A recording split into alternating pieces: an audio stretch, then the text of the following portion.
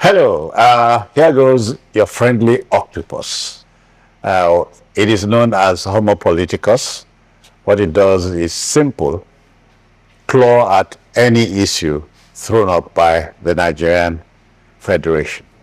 Just so you know, today, when the tables turn, Ndle'a slams Kwara senator after he fired first shot. You know, the idiom, turn the tables, is a metaphor of sorts. It refers to a situation that changes completely. So instead of someone else causing you troubles, you are the one giving him problems. Consider this. Kwara state lawmaker, that is, Senator Yisa Ashirus, had accused the National Drug Law Enforcement Agency, Ndle'a, of being the most corrupt government agency in the country. The senator threw the first stone while contributing to a bill seeking to establish a National Institute for Drug Awareness and Rehabilitation. But then the anti-drug agency, which has become revitalized under retired Brigadier Buba Marwa, would not take this lying down. Agency spokesman Femi Babafemi remarked that the legislature's comments were born out of vendetta. The image maker then spilled the beans. According to him, the senator's residence was raided based on credible intelligence, and it came to light that the home was used as a drug joint. Two of the senator's aides were arrested while one managed to escape. The tables are turned.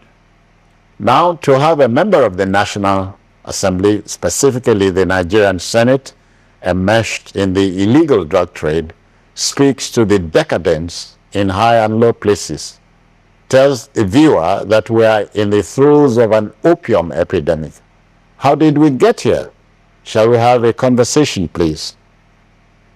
Joining me now is a broadcaster, communications expert, and the likable Cyril Abaku. Cyril, welcome. Thank you, Citizen Jones. Yeah. So we are here. Yes, we are. And not a very good place. Not a very good place. I wonder why the drama took this plot. It could have been more straightforward. Straightforward meaning that The sequence of events now throws up a lot of needless questions. First of all, if a nation's drug enforcement agency raided the home of such a high-profile, politically exposed personality, it's a big deal. And this was as long ago as February. But I'm not sure if the NDLE said anything to that effect. That they raided his house. Are you talking about the thing happening in February and the expose coming down? Yes, because the circumstance under which the expose came now makes us to have more questions for the NDLEA than we even should for the senator. Although, of course, if the senator was culpable, then it's double jeopardy. Yeah. But that they had raided his house and purportedly recovered the consignment of drugs, and even had names of people that were supposed to be linchpins in the drug trade, that his house was a clearing pot for the untroubled business they were doing. Sellers and buyers could converge on his facility to do business. This is the question of drug peddlers being allegedly being in the Senate, or being in the presidency, or being in high places, so to speak. In the highest places. Yeah. What more could you expect? So, but they didn't say anything about that. They didn't arrest him. I'm not sure if they arrested anybody. Your work, you're not a mob, you're not a rival mafia boss. You are the NDLEA. So we are necessary. You are supposed to make arrest and prosecute. But sadly, this octopus of the NDLEA chose to withdraw some of its fangs and kept mute until a debate came on the floor of the Senate, and the senator took a swipe at the NDLEA. Yeah, at the point. At the point he took a swipe, more questions are raised. What could have gone wrong? Well, I mean, there was a debate about the establishment of a National Drug Awareness Center. Okay. Rehabilitation center, yes. Whereupon the senator said, in fact, this NDLEA, then he started putting them down. then that happened. You see, the NDLA could have been wiser to not get in. If a bill is being debated on the floor of the Senate, you are not there. It's a matter of debate. As an institution of government, you could lobby, or you could simply state your position as to why you're making so and so as your case, either for or against a bill which passage could affect your work. Okay, you didn't, but they now decided to attack the senator and say he is saying what he said because of so and so. Let me make this clear. Any senator who had no horse in this race could have also debated for or against the NDLEA, depending on the person's personal persuasion. In America, people debate for marijuana to be a recreational drug as opposed to being a, so anybody, it can be debated anyway. Fine enough, the man said, in my opinion, the NDLEA is XYZ. They could have kept quiet. They could have simply gone to arrest him. They could have simply gone to para. It's true, arrest people and say, we have it on good evidence that this man, now 24 hours or 48 hours after he said what he said, they've not arrested him. So isn't this a case of mudslinging or email smearing? Yeah. Why do we do this? Arrest him, pick him up. It's as simple as that. Pick him up, and then let's see where that goes. But it raises, yeah. This It's a simple thing to do.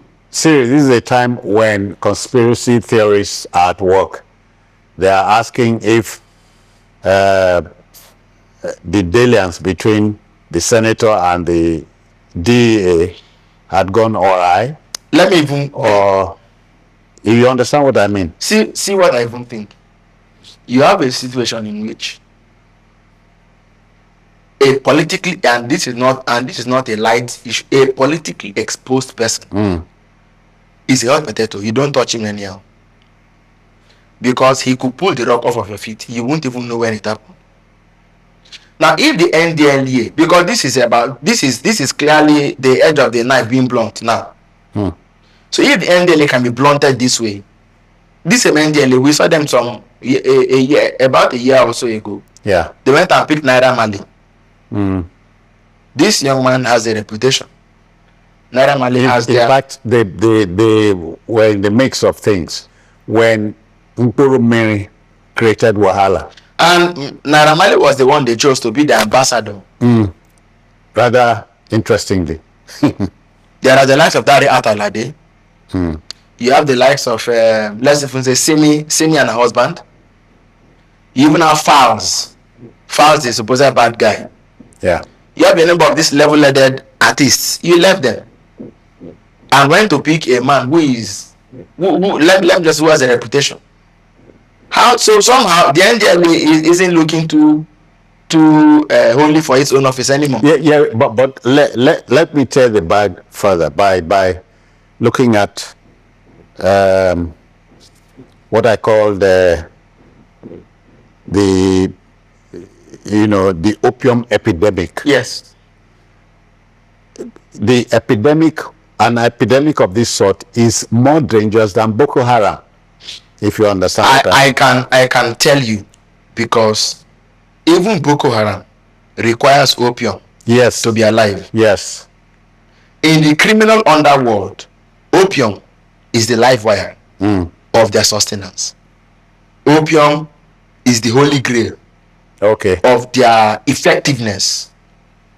It is by opium that they're able to optimize their activities. They are daring. They are daring. So when we fail to understand the dynamics and the workings of the drug market, we make light of the reality that is on our hands, that we must effectively dispense with early. Now, if you find, we always said that the NDLEA had this strategy, which I frankly don't honor anymore. But every Sunday evening, if you check, every Sunday is when they announce one bust or the other. Yeah. In Festac, on Agopa last way, at the airport. These are the usual places. Sometimes the usual joints. The usual joints. Sometimes it's Lekki and so on. Now you have a triangle. You SWOT analyze the situation. Every Sunday there's a bust. so that by Monday it's on the headlines of all the major national dailies, yeah. front page. But is that all that you can do? One. Number two, why is it that your recoveries are always from middlemen? $30 billion, $40 billion, $10 billion, $5 billion. Those are not by Nigerian standards. That is not the economy of the poor. That's the economy of rich men. One. Number two, citizen. You cannot find somebody who has $30 billion, $50 billion in the drug industry and you catch him at the airport. It's not possible. So you have been dealing with the flies that are dispensable. When are we going to be able to go after the linchpins? The linchpins, the springs. Yeah. See, but it brings to mind the question of Colombia when it decided it was time to stop the notorious drug baron. What's his name now? Pablo Escobar. And then Escobar had a cousin in El Chapo. You know, they were all brought down. But here we are romanticizing the danger. We are, because like I told you, one explanation as the NDLEA, like they didn't have to counteract this senator. They didn't have to join issues. Why? When you're the regulator. Why do you, and the law empowers you to do anything to bring he or she to justice. Why you join? And then the fact it is even, look, it is criminal, frankly. Except, are you suspecting a conspiracy here? Well, I don't understand. Except they'll say, maybe we've been investigating since February and we wanted to be sure. But what are you investigating? February, we had March, April, May, June, July, 5 months. August, September, October, 8 months ago. 8 months is a year. 8 months is one solid year. But so what have you been checking? I don't know if you have heard too that the illicit drug trade is well, apart from being one of the three internationally designated crimes on the planet. The industry is regulated and organized. Look, so when we talk about organized crime, and the only way to bust organized crime is to be organized too. Is to be super organized, or is to be ultra organized. And it's possible. Go ahead of the and fighting people in public is the last thing you should be doing. If you want to fight organized crime, you must be one step ahead of the organization. And gather lethal intelligence. Yeah. The question I raised in my prologue comes to mind. How did we get here? Oh, by sit-down-lookism. Steady steps. Yes, into the morass. The reality is that eventually or ultimately, drug lords are people who have a lot of money. Oh yeah, a lot of money to throw around. And that money is never within the system. Not captured. It cannot. You can't capture it.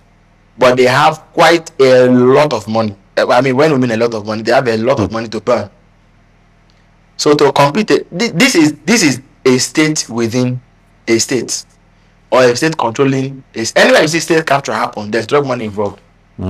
See, this is just anywhere you see state capture happen, there's drug money involved. You cannot. So because and with that, you see, these people can sponsor. They make the laws of countries. They can swing anything. They can swing just anything. Right. They can cause schools to happen in countries. They can change because they have free money. Because they have a lot of money and influence. You never know who is who. In fact, you'll be amazed how these people have a perpetual dagger behind you. Okay. No matter how far you think you're going or you've gone, they have a dagger behind you. You know, it's like when you got a crack team. See, drop a crack team and say we're going to attack. But before the people, you will be surprised that even on the inside, that your whole team, your whole team is compromised. You see, the success of the October 7 attack on Israel last year was because just a handful of people were in the know. Yeah. They didn't involve the rank and file of the organization. So if a country like Nigeria wants to win the war on drugs, we're a long way from home. I personally would consider that the attempt to even bring some shady persons as ambassadors for the NDLEA already goes to tell us that we missed it. Okay. What I mean is I could replace Mawa and get a more discreet, a more clandestine, a more purposive, more better directed, and more intentional people. But I'm rather troubled at this point that something or somebody somewhere is out to taint the image of Buba Marwa. But personally, I think he's been making modest gains. Yes, but like I said, those gains have plateaued. Those gains have largely plateaued. So we need to now look for fresh. You see, the work of the NDLEA, are they not police officers? The special branch that you see this question of intelligence. But then, don't forget, I wouldn't put the entire blame on the NDLEA anyways, because in a country, in our own unique kind of democracy, political will matters. Yes, if the political leadership is not going to give you the free hand to do your work, it becomes a big problem. Yeah. So that it becomes a big problem actually. So in such situations, we don't know if Marwan and his agency are probably bogged down by political influence. But it was Buhari that brought him to that place. Or bottlenecks. Well, bottlenecks. Who knows? But I wouldn't expect that you discover. I mean, purportedly, allegedly, suspected that the senator's house is being used as a clearinghouse. Yeah. For the drug trade, and Nigerians were not alarmed, or sorry, were not alerted. The public didn't know. We only got to know when there was a two fighting. When it was you say I say, that's a Nigerians got. Yeah, when there was something close to a dog fight. Yes. No, I don't think that's really good enough. The president should summon him and ask him what challenges he has. And if you can't tell him, the man should otherwise, Cyril, as we begin to take this home, having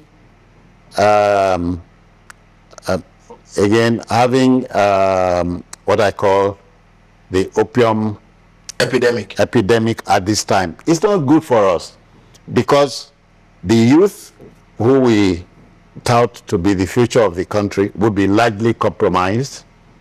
The middle class will cave in. Let me say this, and if you see the picture I'm painting, I totally do. The society will be messed up. In fact, given the doldrums that the economy is in today, frankly speaking, people with dispensable income are now seriously looking for escape routes, escapism, to escape their miseries, to escape their sorrows, to escape everything that is bad with our society. Everything that's escapable. That's escapable. So what do they normally turn to? They turn to things that can give them short-term relief. And drugs always do that for their, for those who use or even abuse them. So there's going to be an uptick in drug abuse. The other day, I had a commercial driver, I think it was a navigator. He said, whatever government wants to do, they should do. Even if they increase the price of petrol to, whatever it is they want to increase to, that they will transfer the burden on the commuters. In fact, right now, the price of so-and-so bitters is 2,000 naira. That even if they raise it, he will still buy, because he will use customers' money to buy. And you want to imagine that a road transport worker, as part of his daily budget, he's talking about bitters, alcoholic beverages. Yeah. So where do we go from here? I honestly don't have any much sympathy for this agency at this time. They could have done better, unless they are willing to spill the beans on exactly what happened and why they thought they didn't summon the courage to go after anybody that they thought makes you think we are in a vice. Come on. Well, you've used the word vice, but maybe it's a bit, when it's a vice grip. So that's why when they bind, when they bind, how does then the, and now look at the man has triumphed, frankly. Look at the storyline, the plot. It looks like a man that has he's having the last laugh. Okay. Well, I think we have made a point. As we have molded the opinion, we are saying it's not too late to right the wrongs. Although waging war against illegal drug peddlers and barons is not an easy war. It is not. But it is not by any means impossible. Unwinnable. It is winnable. Yes. But we must start from somewhere. Yes. Show the political will. Yes. Well, Cyril, on that note, we want to apply the brakes. Okay. But I want to thank you for your intervention, as pleasure. always. So, viewer, the debate is on. How did we get here? We have answered the question. We got here by steady steps. And is it too late to return home? No, not too late. And for that matter, not too late to take an all-engaging war against illegal drug peddlers and their barons. I'm out of here, and so on behalf of the Backroom Boys, I, Citizen Jones Hussein, want to thank you for your time. Bye-bye now.